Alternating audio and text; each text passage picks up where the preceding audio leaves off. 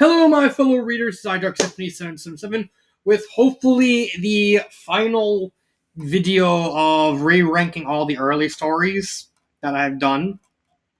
Where was I? Yeah, right here. The last about 39 stories. Well, 42 because it's a trilogy. And hopefully I can get. And then after that, I'm actually going to go do the rest of them off camera until this year. Hmm. And more or less, let's actually get started. Getting to know you, wild card. Think. Let's see. Wait. Before I forget, as always, like the video, subscribe to the channel, and give me your comments on your thoughts and stories of any of these stories in case any of them you want to know of. Let's see. Getting to know you. I'm trying to remember. I think I know what this story is. This is the one about the two boys in. Let's see. Where is it? Getting to know. Yeah, getting to know you. Let's see. No. Okay. I was thinking of a. Ignore that. I was thinking of a different story that I think I did this year. That year. I can't remember. Getting to know you. Let's see. God, I hate these new updates. What was this one about?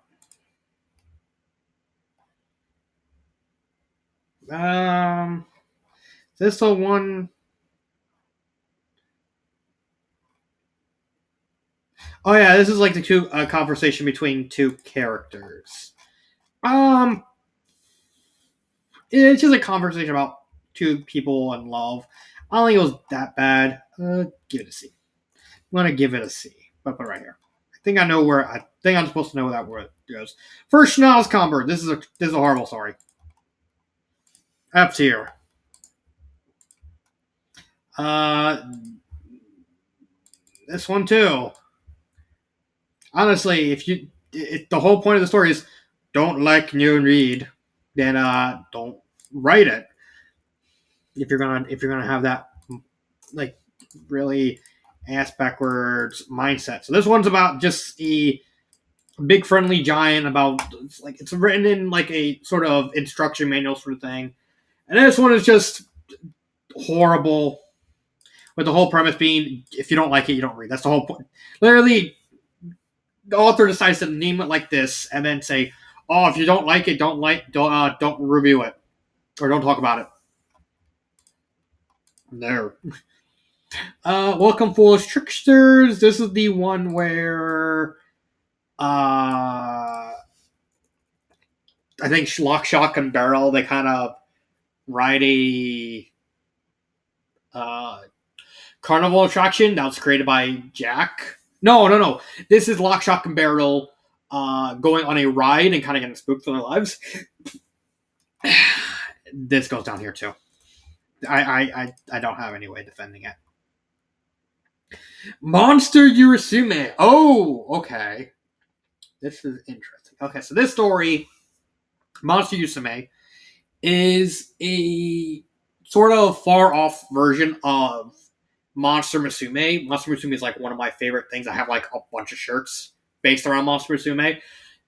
Spoiler: one of the fan fictions I plan on reading is actually a crossover involving Centauria from Monster Musume.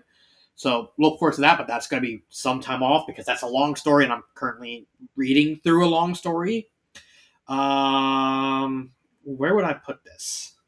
Because this story is plain. I don't really have anything bad to say about the story, but I don't have anything good to say about this story as well because it's just a lesbian girl getting a bunch of all these monster girls that hang out in her house and get into shenanigans.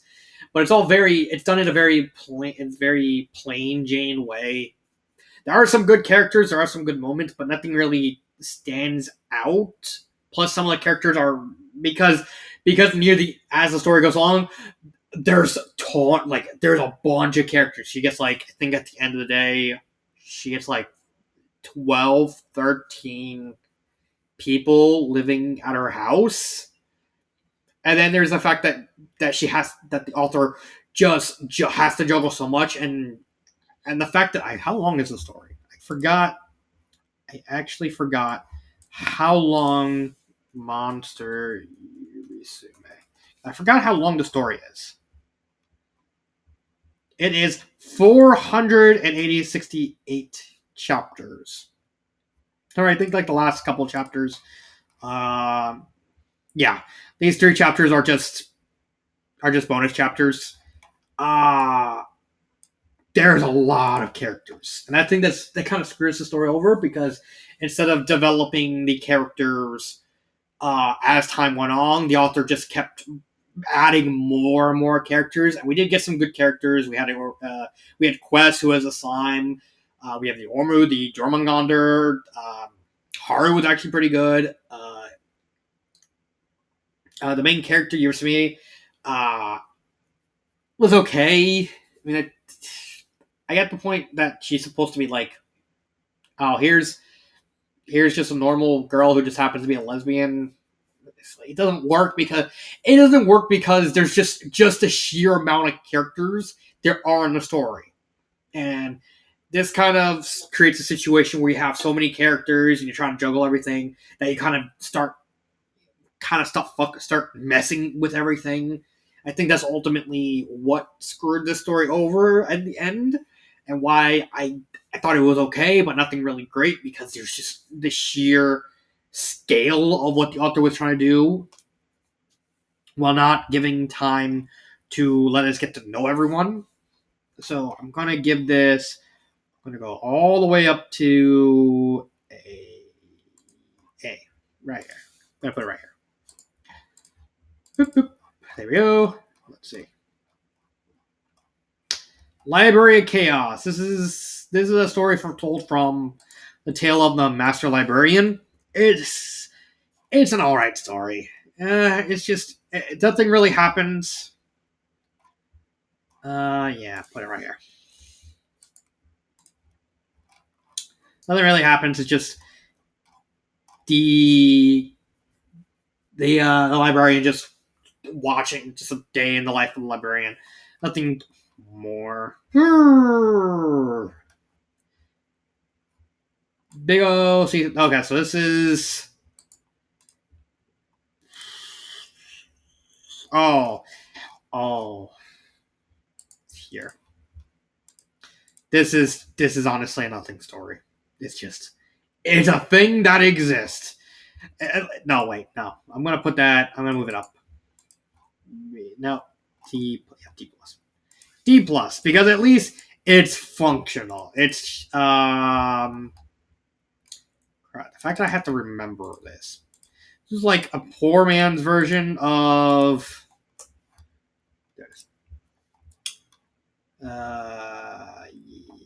Yeah.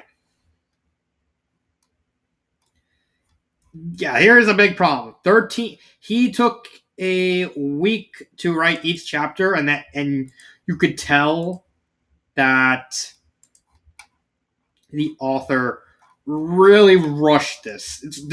This story is very much a rush job,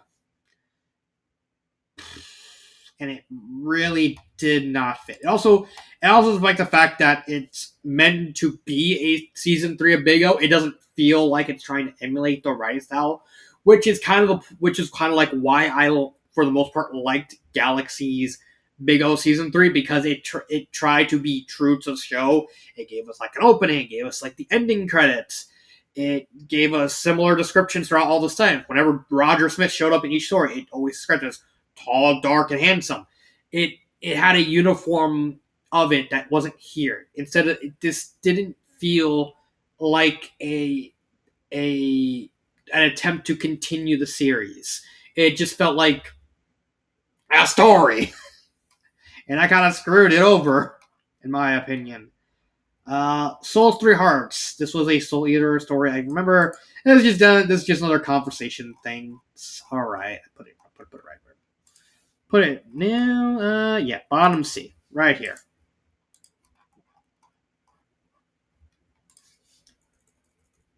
Then we have Another Time, Another Place. I'm not doing this story yet. Not yet. Wait for it. I at least want to get some of these stories. Do I? Wait a minute. Did I?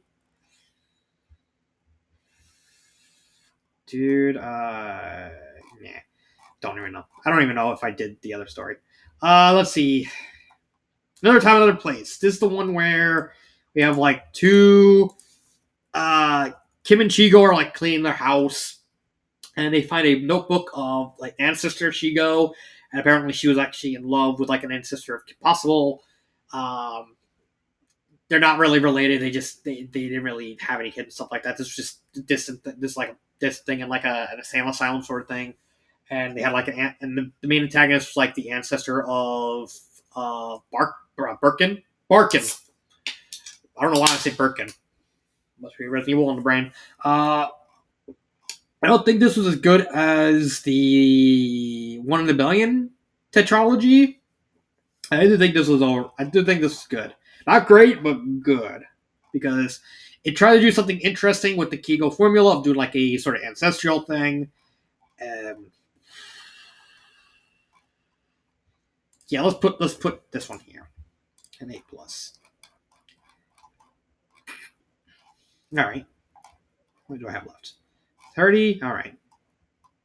Mortal Kombat Hearts. This is F tier. This is just a Kingdom Hearts human characters playing Mortal Kombat. And Kyrie and they just act pissy. It's not good. It's really not good. Useful Soldier. This is the one where Alucard. No, yeah, this is the one based off the anime where Alucard becomes a kid for some reason, and Saifa's like, well, we're gonna take care of him now. So yeah, this is a cute story because my only complaint with this story was it was too short. There's more that easily could have been done with youthful. My Mountain Dew. Spilled some Mountain Dew on myself. There's a lot more you could have done with this story. So yeah, let's put that there. Let's see. Alphys and the Queen. Now let's get rid of this. Muffin and Girl Scout. This is just a Girl Scout trying to scam Muffet from Undertale for cookies. And Muffet ain't having any of it, and so she engages in casual war. It's really just a one-note story. There's one joke. It's just Muffet eating the Girl Scout and then puking her out because like, don't come back here again. Yeah, let's do offensive queen, and then I'll do this once I get this. Okay, so Alphys and the Queen. So this is okay. So this story is based on the neutral route in Undertale, where the only people in the story that die in the story, there's only two people that die, and that is Asgore and Papyrus. Nobody else dies. Everyone else survives. It's just those two, and it turns out the whole thing with Papyrus was kind of an accident because I think Frisk was actually trying to save Papyrus, but he inadvertently goofed up and killed him by accident without meaning to, which is why Sans doesn't really hold that much of a grudge because he kind of figured out that Frisk actually didn't really mean to do it. He just accidentally did it. He's acting like a scared kid, and then there's like the whole romance between Toriel and Alphys because Undyne starts going kind of going off the wall, and then there's the I do remember the ending, the sequence where Undyne gets so much powerful that she actually gains like the save she actually starts seeing the UI of the game into her eyes. So she actually sees like the whole talk, mercy, attack, run item thing, and she also sees like the save point and the reset button. So she constantly resets everything, because she doesn't want to kill Alphys. And the story that kind of ends with like Undyne realizing that she's lost Alphys forever, so she's like she literally loses the will to live anymore. She kind of just and Undyne dies, which is actually really well done. I think I remember like when I talked about this story, I said like I did not like a lot of stuff, but that ending sequence with between Undyne attacking Toriel's home and that whole sequence when Undyne getting like all those powers, that was like really really epic and that was really well done. Granted, it's it is a one part story. The whole romance between Toriel and Alphys is like very cringy and not really well done. But man, that ending sequence really carried the story. It it it hard carried. Go do yourself a favor. Go read this. No, yeah, go read this story. Don't even bother reading most of it. Just skip to the end. Just skip to the end where Undyne starts attacking Toriel, trying to save quotation marks Alphys from Toriel. And holy shit, that part's just really amazing. Okay, so now we got this. Hold on. Get this out of the way. Because this is just a dang parody of like cinema sins for fan fiction. This type of the whole cinema sins thing does not work for fan fiction. It doesn't. It really doesn't. The Grim Adventures of Billy and Rig by 1602 Jaw. He's actually subscribed to my channel. Hello, Jaw. I completely. I just realized I don't remember what the story is about. So let's go look. Let's go look. Hello, Jaw. There you are. So let's see. It's gonna be down the bottom. Yeah. So this story is just written. Oh yeah, this story is written in a script. That's. Oh no. Okay, so this story is basically just Billy wants a brother, and somehow he summons Reg from Made in Abyss. And it's just him just hanging out with Reg for a little bit.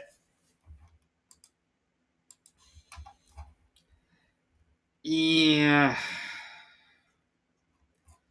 It's bad. I know this is the thing is like he wants me to see where I want to put this story. I don't wanna, but I have to. Go down here. I will say it has something. It's if you take a look at like okay, so because this is like his first story, written all the way back in 2018. If you go, this is not the only. I also reviewed Cruise, and Cruise is going to be much higher. Cruise is way higher. It kind of shows the difference between like how experience you can take with another thing.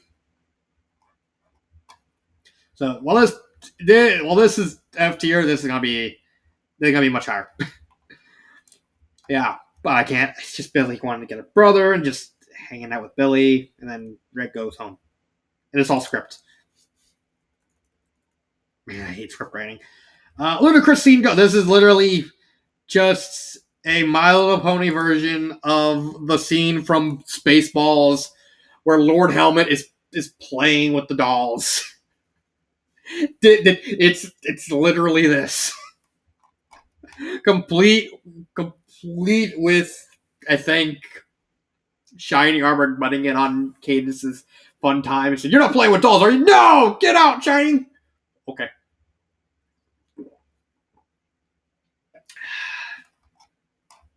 It's a one-note joke. Now, you know what? Yeah, going right here. Because it's literally... nah. Put it a little higher. Let's put it here. D plus, because at least the joke is done. Well done. Moon Rabbit. Oh yeah, this is the one where kind of the history of the Inaba White Rabbit and like how the create basically interpretation of how the Moon Rabbit myth started. For those of you who don't know, the Inaba myth is based around the fact of the craters on the moon. So basically, on the moon, according to this myth, the craters on the moon are basically just rabbits that have like a mallet, and they basically just used. They basically stamp the mochi on the moon, and that's what causes the craters. It's them hitting the moon with the hammers to make the mochi. It's yeah, I'm putting this here. It's just really it's a bunch of nothing. Angseth! Oh. Angseth. Oh, I remember this story. This is a fan fiction based off the theory of Metroid Prime 2 Echoes, where Angseth survives. For those of you who don't know, at the beginning of Metroid Prime 2 Echoes, when you play Samus, you come across this little station where these space troopers actually set up a little base, but they all died. Among them is a girl named Sergeant Angseth, who is a big fan of Samus. However, due to an oversight, they didn't when they animated Angseth dead, they didn't light up the helmet. So that caused a lot of people to think that Angseth actually survived. It didn't help that I believe, they did also release a manga, a non-canon manga, in adapting Metroid Prime 2 that actually showed survivors of people who survived that ship crash and they getting attacked by the Ing. And that kind of latched on to people's thoughts, like, oh yeah, Angseth survived.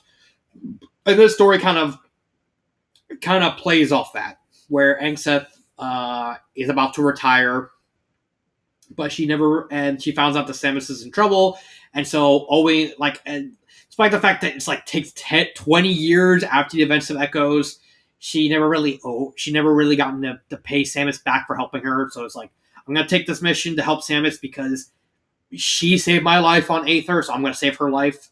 And then we had honestly, now that we know that Dread came out, the fact that this story legitimately actually foreshadowed the fact that Samus becomes a Metroid. Like, an actual Metroid is insane. Because in this story, like, the big plot point is the fact that Samus goes missing and she kind of just reappears and disappears at will, and she actually stops talking. It's because her body literally melded to her suit, and she's literally a living Metroid. She physically cannot talk anymore. And so she has to talk through radio waves and communication and nonverbal communication. It's really creepy, and the fact that Cheshire Cat 24 predicted the whole Metroid thing was going to happen in Dread. That is honestly insane. However, when it comes to ranking this, there is one thing you have to take into consideration: that third act. Okay. Yeah, go back up. The third act, where Samus, Angseth, and Weevil are trying to escape this planet that has 60, 70 foot tall dragon alien things live, and where they're one of the commanding officers of the Space Marines is located, and it turns out he was kind of working with Ridley behind the scenes. That part makes the story hard to review, because I found out after I reviewed the story, I never actually brought this up until now, the reason why the third act, because this is actually one of the few videos I actually did 2 parts on, because the third act was written so drastically different from the rest of the story that I had to actually review that. I had to review that third act separately just to try and get the whole everything across. Basically, what happened is she had a fiance uh, who actually worked on, who actually edited it. So basically, she wrote it, he edited it, and then they uploaded it. However, the relationship fractured. I think either I think either they broke up or he passed away. It's been so long since it happened that she wanted to finish writing the story. But since he was the one editing it and making it write everything, so when she was writing it, the story was written drastically different from everything before. And you don't even have to be good at understanding how storytelling works to understand that third act. Once you get to that third act, the whole writing style is completely different. Everything about the story is just it's just so drastically different that you just immediately notice it. And that's actually what I managed to figure it out, that the fact the author was kind of like burned. Something happened, the author was burned out, and so just wanted to try and finish the whole story to uh, just to finish the story and make everyone happy, which is exactly what happened. So that actually makes this story hard to review because an entire third of the story is just written so drastically different from circumstances outside of the author's control that I don't. That makes it hard. Hmm. But if I did have to pick a place,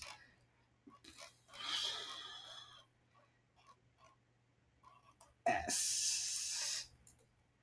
S. Because that third act, while it was written very differently, it was completely out of place from the rest of the story. Everything up to that third act was magnificent. And then that third act just brought everything just crashing to a screaming halt.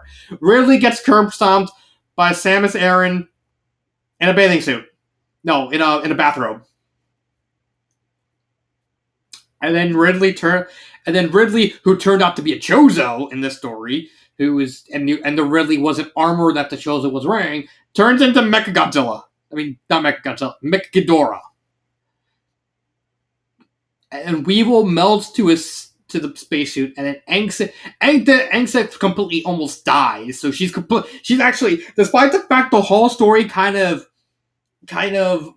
builds on the fact that Angseth is supposed to help Samus with her final mission because it's Angseth's final mission.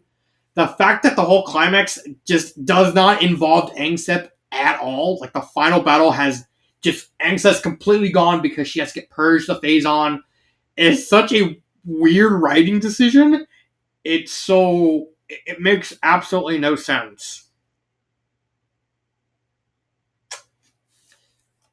And like I said, if you read the story, read you're reading it and you think this is really good, and then you get to Act 3 and it's like, why is this written so differently? Why does everything feel off?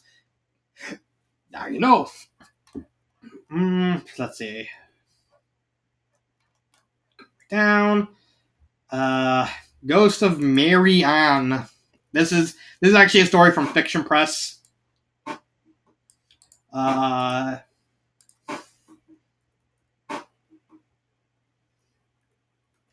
let's see. What's this story about? Oh yeah, it's a story about like a bunch of kids going into a abandoned manor.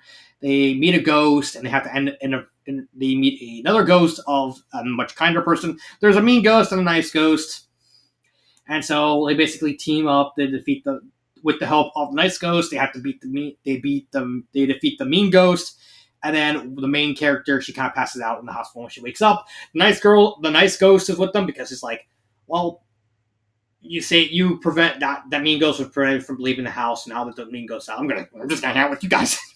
It's like, okay. I remember it being really.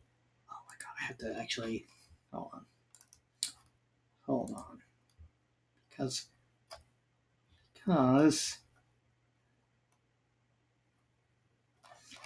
is there? I know there's a. Hmm.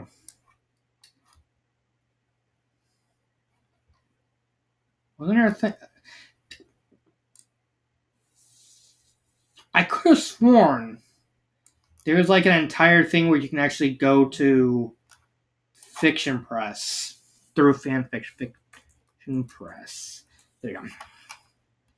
Here we go.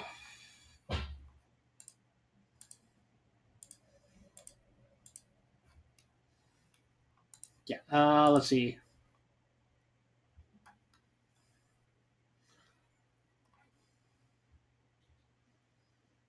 Hmm.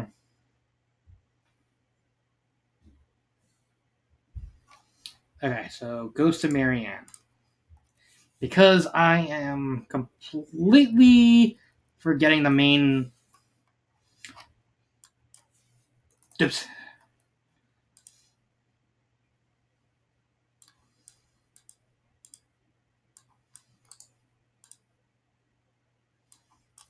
It's not here anymore.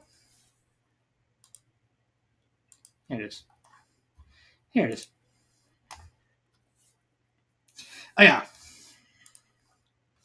Uh, yeah. Here it is.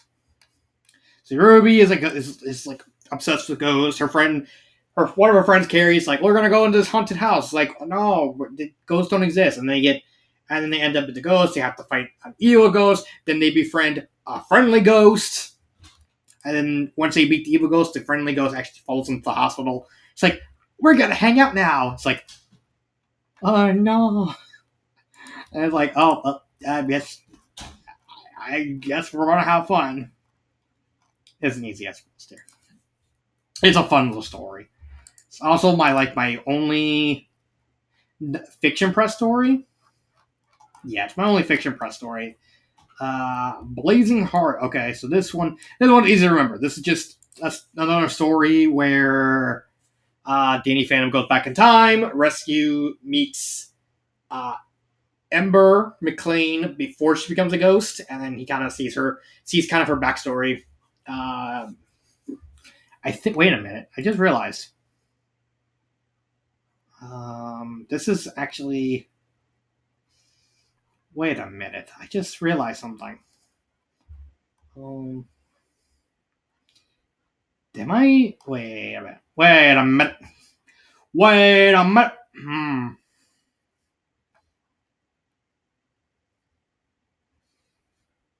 Wait a minute. Wait a minute. Uh. Damn.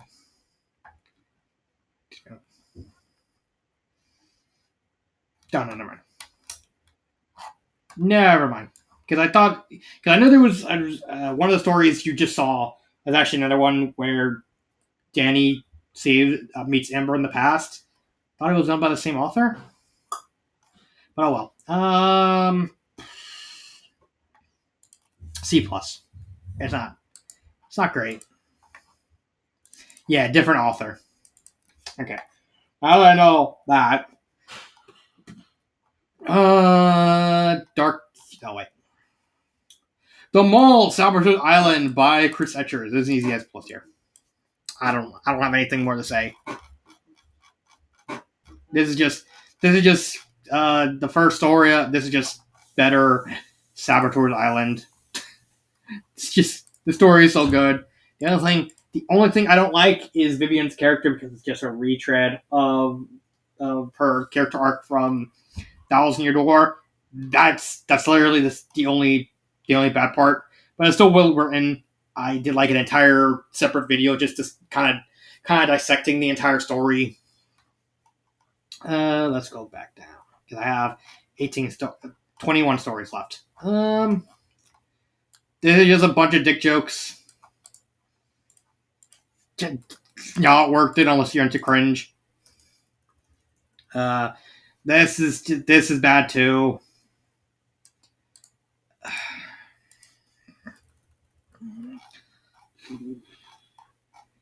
D. The only reason I'm giving this a D is because at least it's a wrestling fic and there's wrestling and the wrestling's actually well written.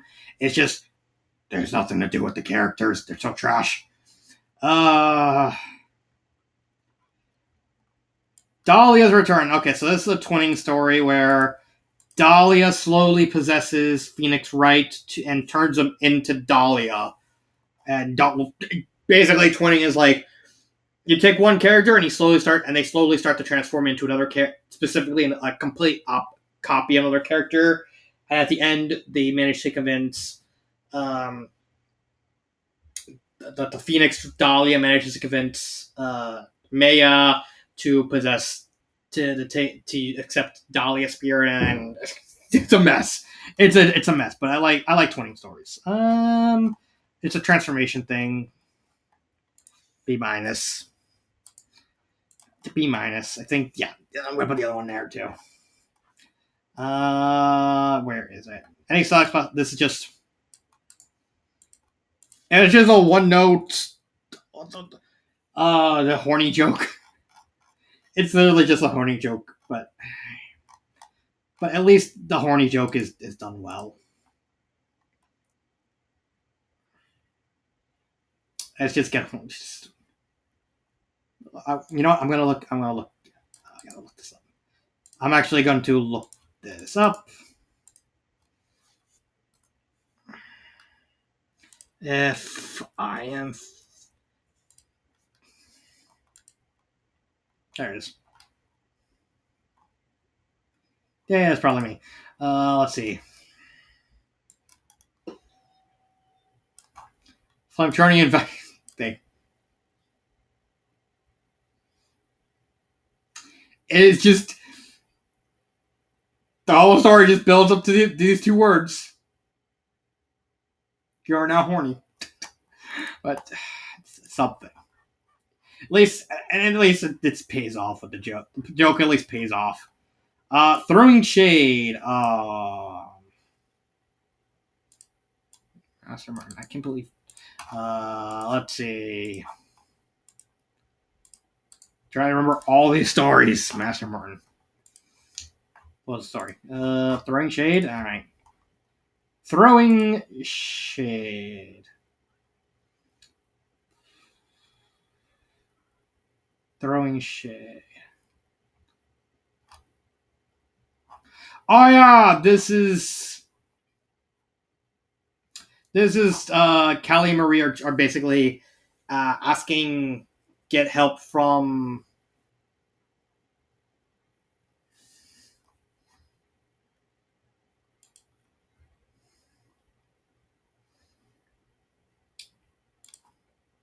can't remember. Was it? Oh yeah, this is the story where Callie is like gets a childlike fetish from um for the hypnosis thing. Anything can be anything can be a fetish.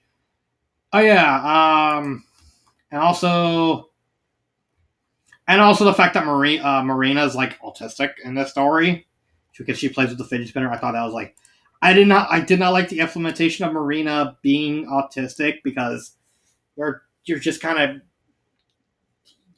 throwing that up because this came out. I think what this came out. Yeah, this came out during the fidget spinner. Everyone was using fidget spinner. You didn't even if you didn't have autism, people were playing with fidget spinners because that was just a hip new thing. So it's like it's a forced topical thing because honestly, no one even like after a while, people just stop caring about fidget spinners. It's just and then like and it's like I support the current thing. Isn't that these fidget spinners? They're not the current thing anymore. So I thought it was okay. Um, see, C minus. Yeah, had a good idea, but the execution was botched at the end. Unveiled concern. Oh yeah, this is bad. Another bad one. This is just worrying about the mom. Mom's worrying about their kids. It's so bad.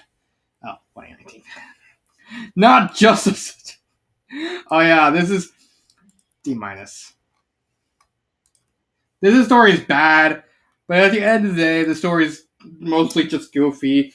It's just It's a story about that one joke SCP that's just a catapult that some guy constantly fires stuff into the sun. Except this story is told from the sun launcher's point of view. Like the sun launcher's somehow sentient. I don't know. Don't ask questions. But at least it's goofy, but it's just the barely tolerable sort of goofy. The rest, of course, of Sunset Shimmer. Oh, this story is amazing. I don't know why. I don't know why I put this in the 4.5. Hey, let's see. You're going all the way to S. Right here. This story is amazing. So this is a short story. A guy wanders into a house where supposedly Sunset Shimmer died, and he comes across the corpse of Sunset. Basically, the corpse of Sunset Shimmer, and he basically he gets creeped out, and then he basically sees inside one of her like gaping eyes because her eyes are missing. He sees a key, and he fishes it, and then after he fishes out, the corpse actually wakes up and starts trying to kill him every time he looks away. And it's a really, really tense situation where he basically runs, and then at the end he gets like cornered by the corpse, and he realizes that she's crying, and he basically tells her to I forgive you, and and then she passes away, and both her and the house that they were in just completely disappear. It's a really, really well done, tense story that I really like. Let's see.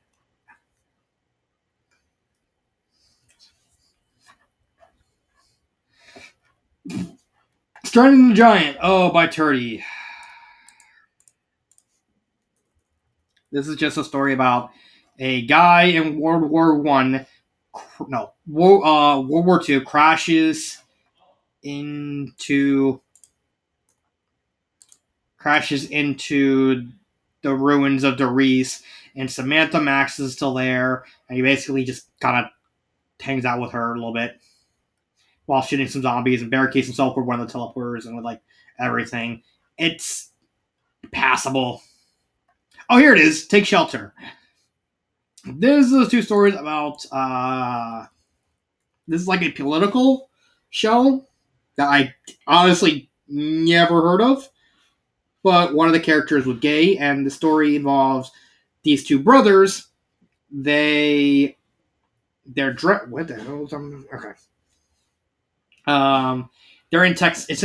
They're in Texas. They kind of no, not Texas, somewhere where there's snow, and as they're heading home, there's a massive snowstorm, and they kind of get stuck in a like a little shack sort of situation, and they kind of don't have there's no power, and they start fighting, and then they kind of try and figure out how they're gonna get home and that. It's a very, very tense situation because there's a lot of tension with like since one of the brothers is gay, and the whole tension between that. It's like I love guys. You can't judge me for loving guys and all that. It's well done. I will say this is really, really well done, and I have no complaints with this. This actually gonna go yes minus. It's not. I wish I could have put it higher, but I can't. I can't picture putting it any higher. The Marvelous Adventures of Pinkie Pie, Crasher Dude, Awesome versus Mick. Oh my god, I forgot about this story. Now I remember.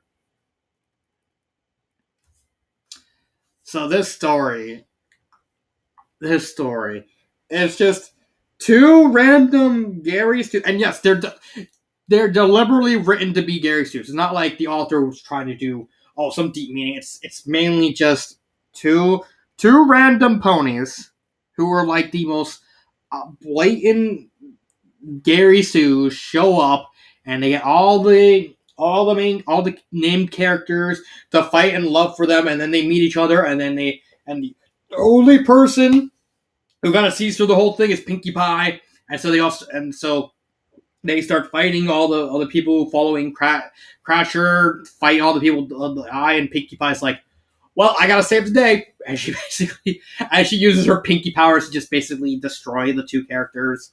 And she's like, and everyone goes back to normal. It's a goofy story.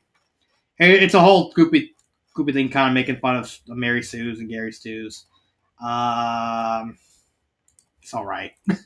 It's fun. It's fun, but nothing too serious. Yeah, a couple left. Parallels. Cannot remember what the story is. Cannot remember what this story is. Parallels. Okay.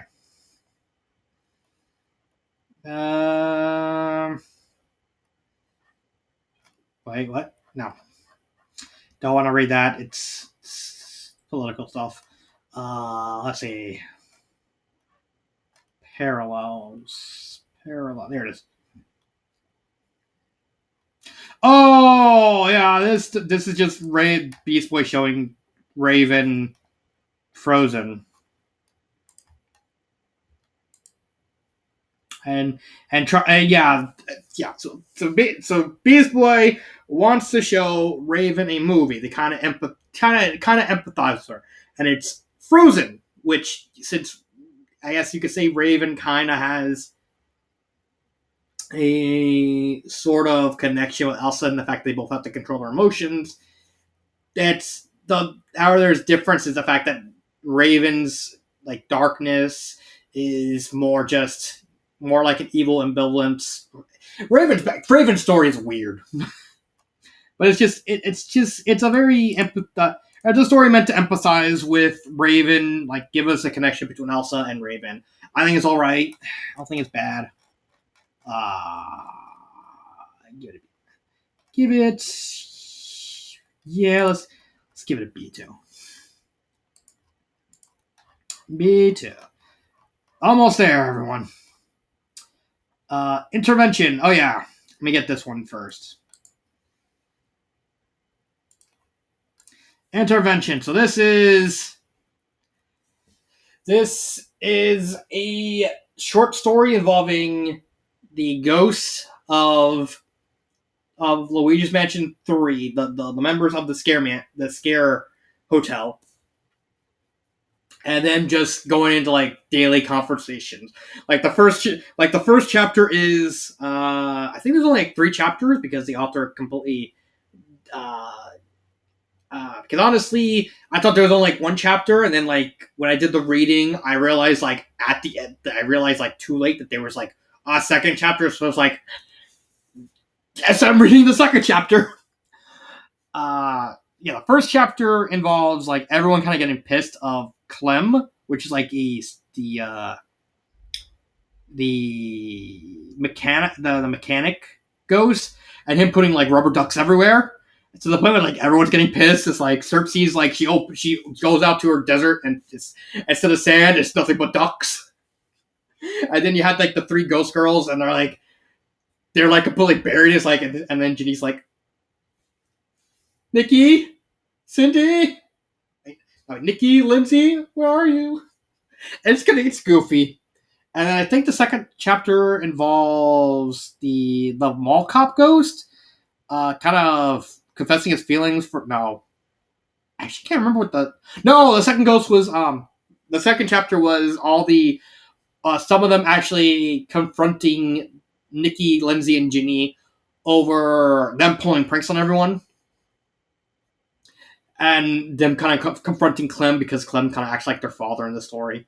And it's like, well, I'll surely will rat them out and turn them down and ground them and spank them and all that.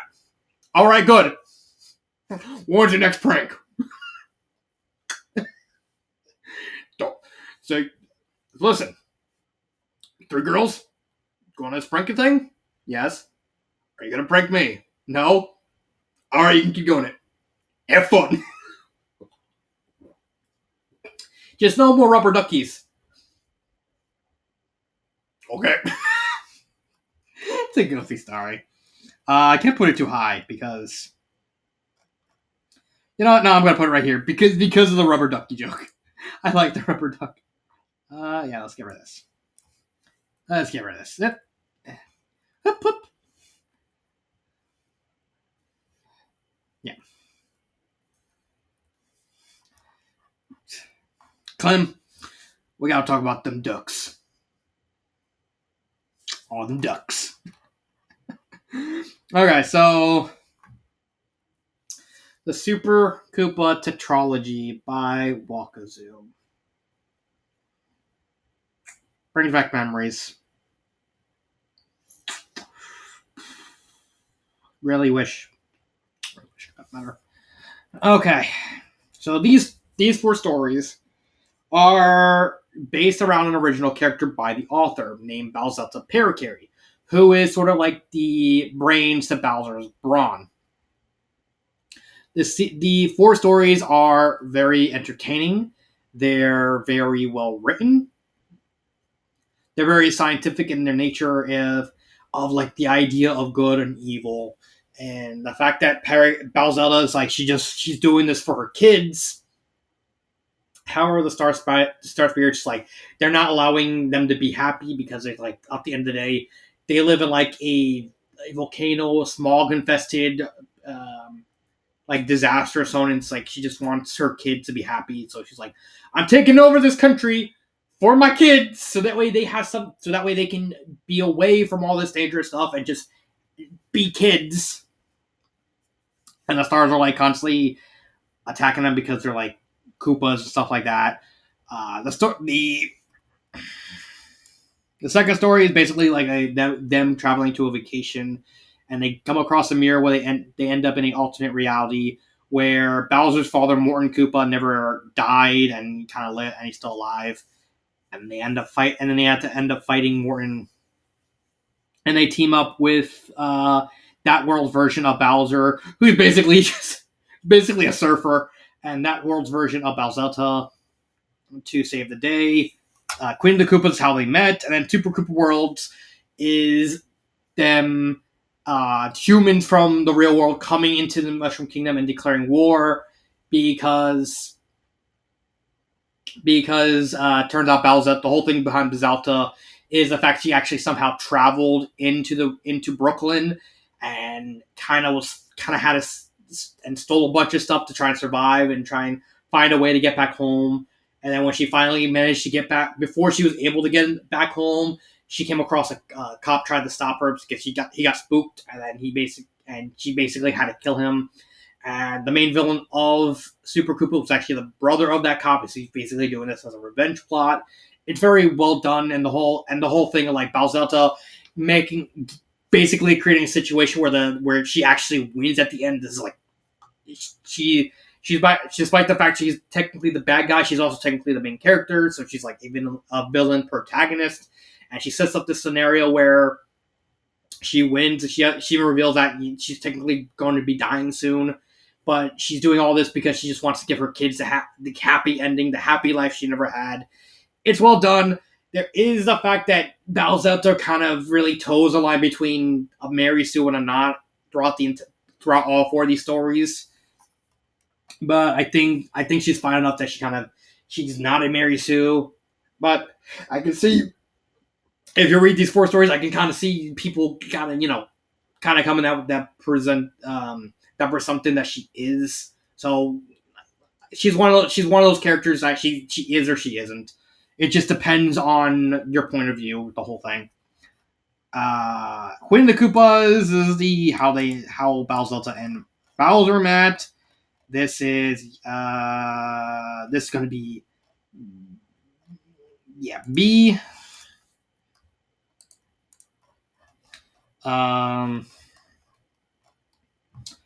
Super Koopa and Super Koopa Land. No. Yeah. Super Koopas, that's going to be. I should have brought this one too, but. Yeah. Queen of the Koopas, right there. And Super Koopa Land is going to be B plus. And then finally, Super Koopa Worlds.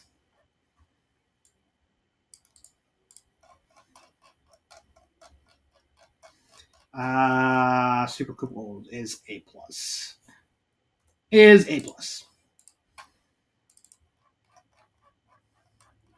And finally, we have the Waluigi Luigi's Adventures at Sea. So this is a 3-part series that's written more or less in script. There is updated versions that are more written in prose, but I actually prefer the ones written in script. I know I kind of gave Billy and Reg shit for being in script. However, these stories are very much not supposed to be taken seriously. One, two, these stories are from 2001. These are old. I will even show you. Yep. Yeah.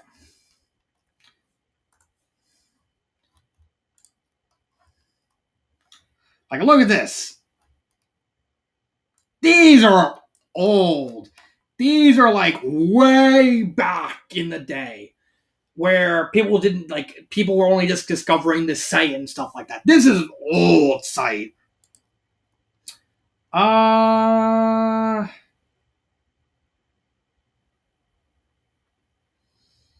so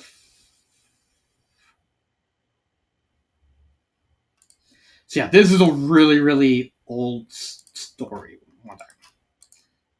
I actually want to so you can see there's really old stuff. So you have Luigi's Adventure at Sea, Luigi the Yoshi Leader, and Luigi's Excellent Adventure. So basically, in these stories, the first story is just Waluigi and Wario, they want to be dicks. That's how the first starts. Wario and Waluigi want to commit a crime.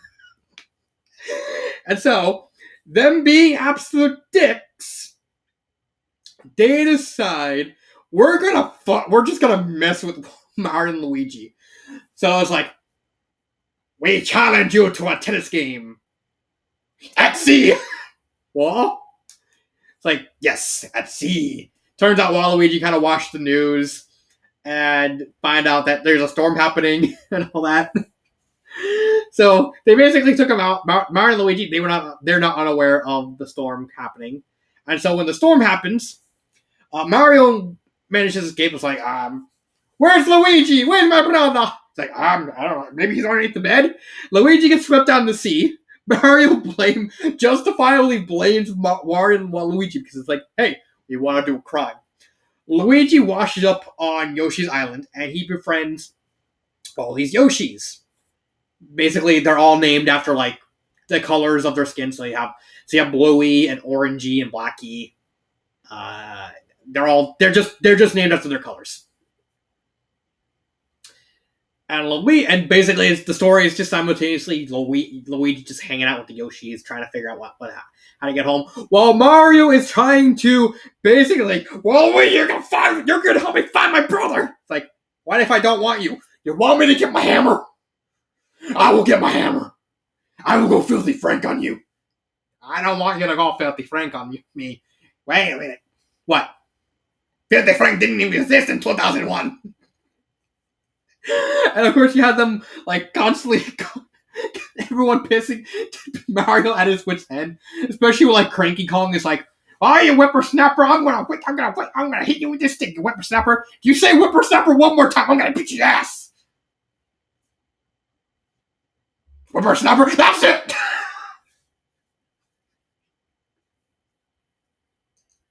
It's a goofy story. It helps at the end of the story. There's like, I'll show you. See, there's bloopers.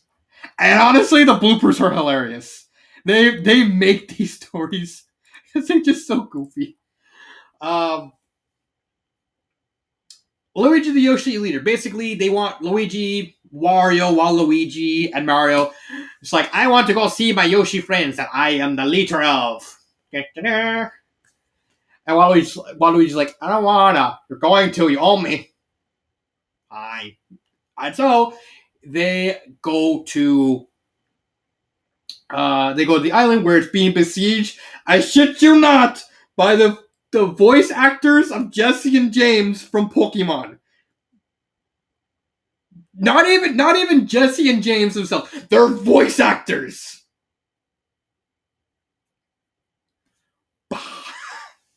And they're trying to capture this legendary silver Yoshi named as Silv. No, I can't remember what his name was. I actually can't remember. What was his name?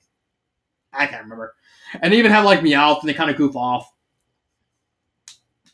And they when they beat them, it's like they realize, like, wait a minute, aren't you the voice actors for Jesse and James? Like, yeah, we were out of a job. We didn't. We kind of we thought this would help us get our jobs back.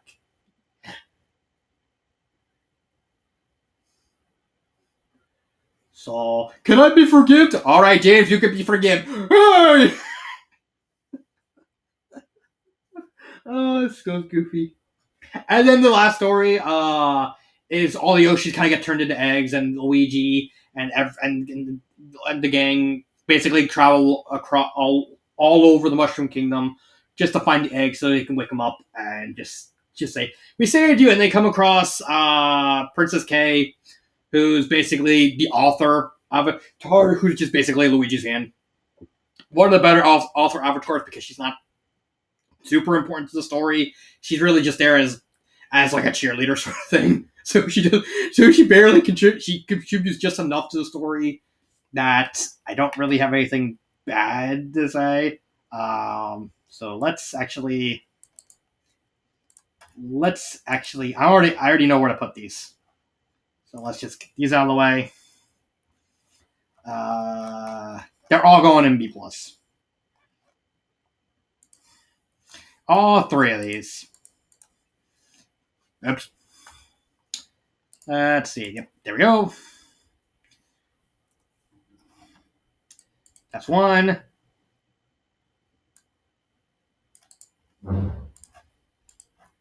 That's two. Oh. And that is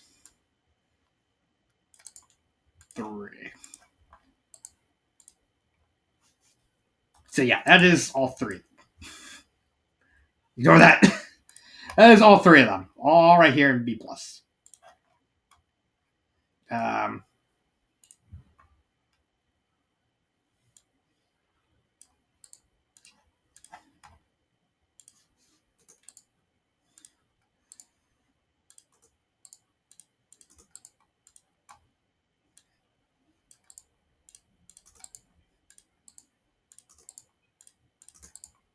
okay, so that is every story from 2017 to 2019. I figured how much.